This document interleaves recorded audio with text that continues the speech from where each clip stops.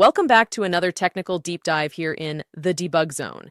Today we're tackling a big question and breaking it down with insights from other users. Hopefully this clears up some misconceptions and helps you get the answer you need. So buckle up, stay a little curious, and let's jump right in.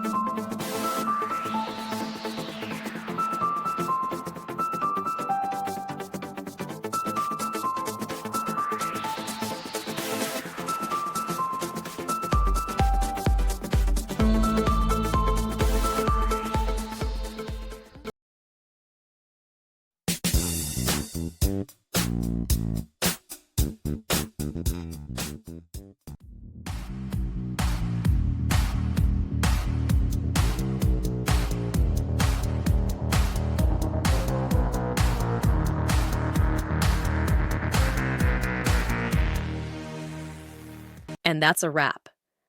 I hope you found the answer you were looking for. If you did, take a second to hit that subscribe button. It really helps out. And let me know in the comments which solution worked best for you. See you next time in the debug zone.